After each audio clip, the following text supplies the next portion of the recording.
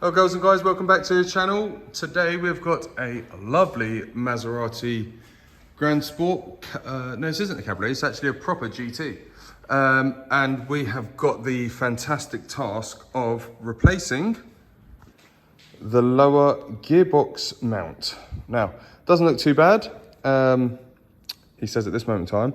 It is an OE1, you can see the Maserati symbol there, and also the Ferrari horse. I don't know if you can see it there, but yeah, these are also a Ferrari one as well. Don't know what Ferrari, but they go on a Ferrari. So we've whacked the car up in the air, and I believe we are going to be targeting this here. Not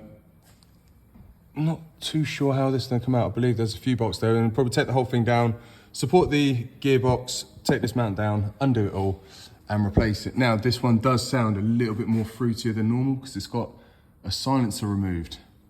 And this does sound good, I'm not even gonna lie. And before anyone says, it's still got its cats, it's just a silencer that's gone with an X-pipe. And it sounds bloody nice. Okay, so we've got the support jack in place. I've undone the 18mm at the top here. Also removed a little heat shield, 2 10mm, and one of these never done actually go back on properly clips. Then is 4 Allen keys, 2 along the side here, 2 along the side there, and they are for reference. I'll tell you what size in a second. 6mm, so 4 6mm, and then we're going to take this whole thing down. We're going to disconnect that wiring there as well, or just unclip it, whatever. And then we can change the mount. So make sure you got this in place, support the gearbox, because when this gearbox mount comes out, it will lean down and put pressure on the prop shaft and everything like that. Okay, so we've got the mount down. There's 2 10mm that hold this wiring on, but that's quite trapped there. So what I'm gonna do is not disrupt that, because these look very fragile.